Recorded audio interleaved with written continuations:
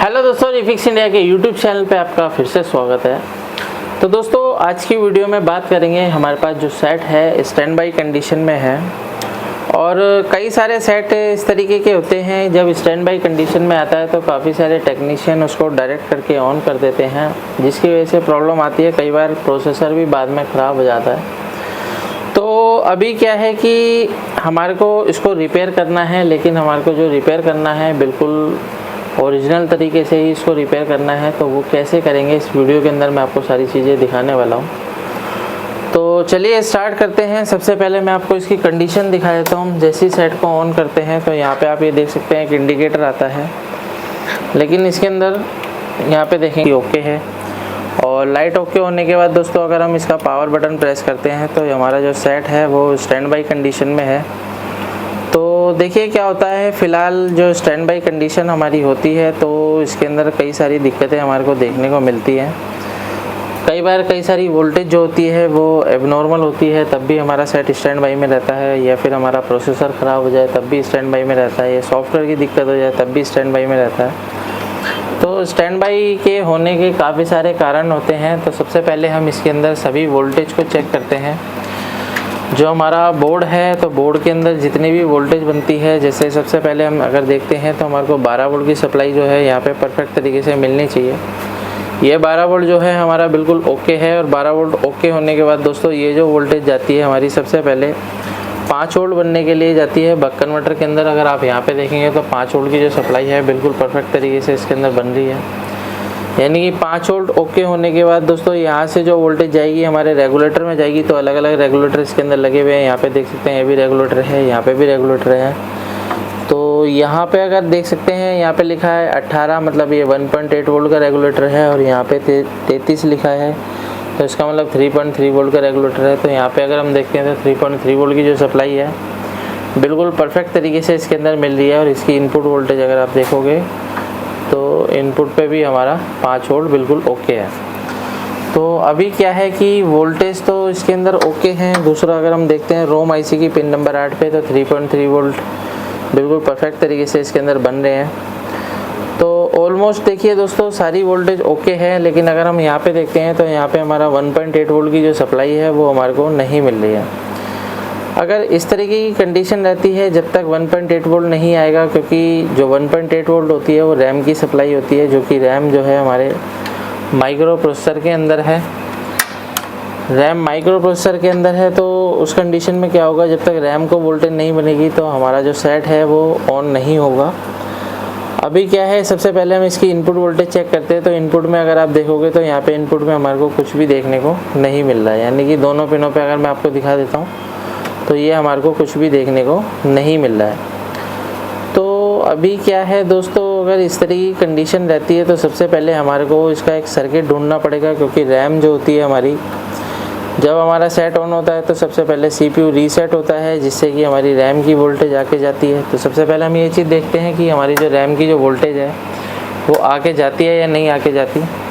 तो यहाँ पे अगर आप देखेंगे तो यहाँ पे इसके अंदर जो यहाँ पे ये आके नहीं जा रही है, सॉरी 1.8 वोल्ट यहाँ पे आके नहीं जा रही है। और अभी क्या है कि हमारे को इसका सर्किट ट्रेस करना पड़ेगा, सर्किट को देखना पड़ेगा कि ये जो सप्लाई है ये कहाँ से इसके अंदर 5 वोल्ट की आती है। तो बेसिकली इसके जो सर्किट होता है, इस सर्किट के अंदर एक मॉसफेट और एक ट्रांजिस्टर लगा होता है। तो पहले हम इसको ऑफ कर लेते हैं और मल्टीमीटर को मैं सेट कर लेता हूँ कंटिन्यूटी पॉइंट पर।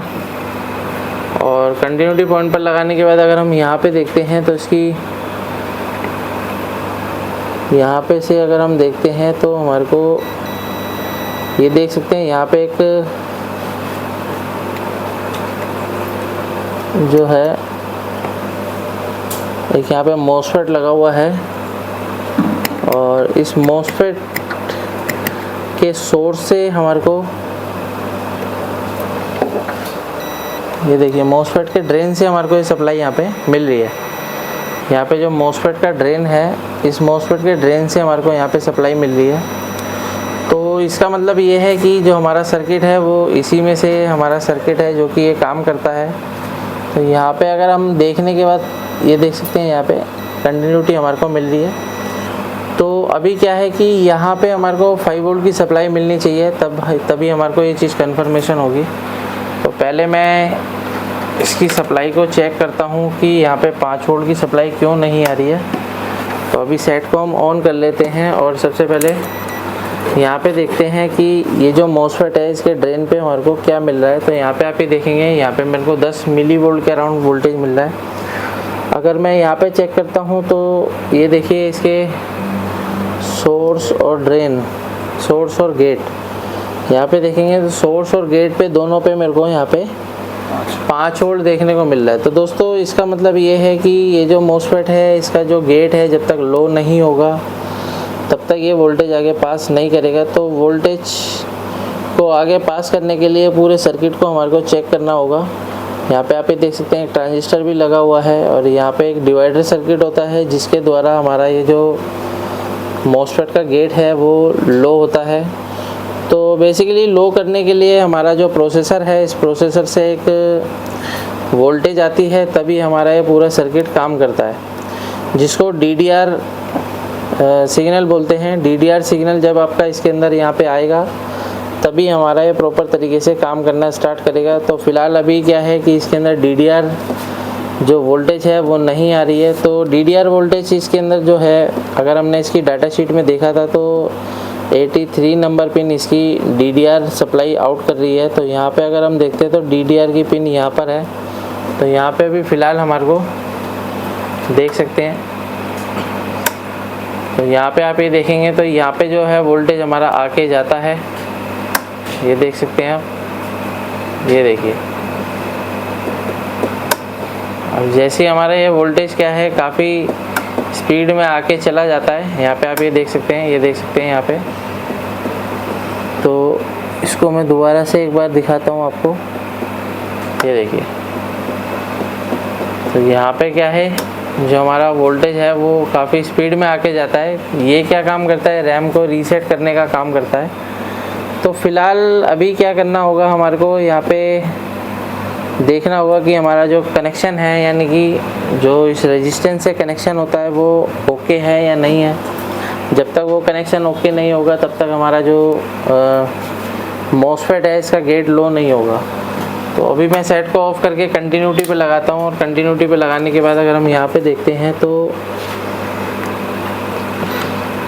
ये देखिए मॉसफेट के पास में यहाँ पे देख सकते हैं, यहाँ पे एक रेजिस्टेंस लगी हुई है। इस रेजिस्टेंस से हमारे को यहाँ पे जो सप्लाई है मिलनी चाहिए 83 नंबर पिन पे। यहाँ पे कोई कंटिन्यूटी हमारे को देखने को नहीं मिल रही है। यहाँ पे आप देख सकते हैं कोई कंटिन्यूटी नहीं मिल रही है। तो फ़िलहाल इस कंडीशन में हमारे को क्या देखना होगा कि ये देख सकते हैं आप, यहाँ पे हमारे को देखना होगा कि यहाँ से और यहाँ तक का जो ट्रैक है इसको ओके करना होगा, क्योंकि यहाँ पे ट्रैक ओपन नज़र आ रहा है। तो फ़िलहाल अगर हम यहाँ पे देखते हैं और भी ट्रैक हैं हमारे, तो स्टेप बाय स्टेप हमारे को चेक करना होगा दोस्तों। तो यहाँ से क्या है, मैं एक जंपर लगा के चेक करता हूँ जंपर से क्या कंडीशन बनती है। तो चलिए देखते हैं। सबसे पहले मैं यहाँ पे से स्क्रैच कर लेता हूँ ताकि जंपर लगाने के लिए हमारे को थोड़ा आसान हो जाए।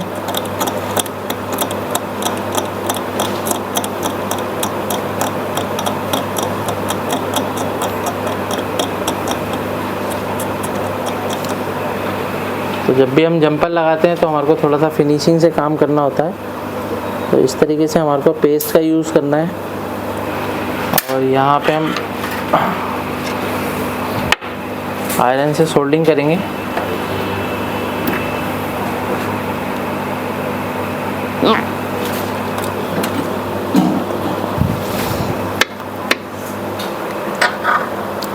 तो यहाँ पे क्या है कि मैंने देख सकते हैं आप सोल्डिंग कर दी है थोड़ा सा स्क्रैच करके। और यहाँ से क्या है, मैं एक जंपर ले लेता हूँ।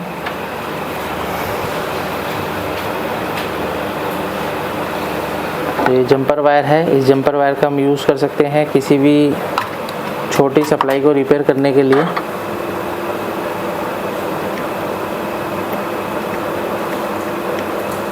यहाँ पे हम जंपर वायर का यूज़ करेंगे।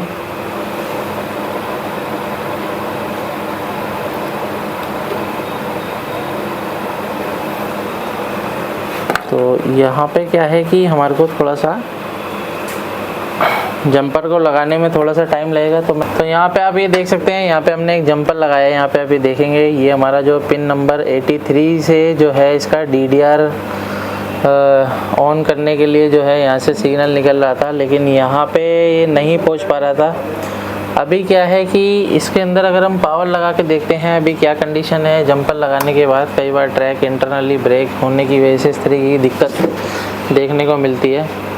तो यहाँ पे अगर आप देखेंगे तो हमारे को रैम की जो वोल्टेज है वो प्रॉपर तरीके से मिलनी स्टार्ट हो गई है, और जो इसका इनपुट वोल्टेज है वो भी ओके हो चुका है।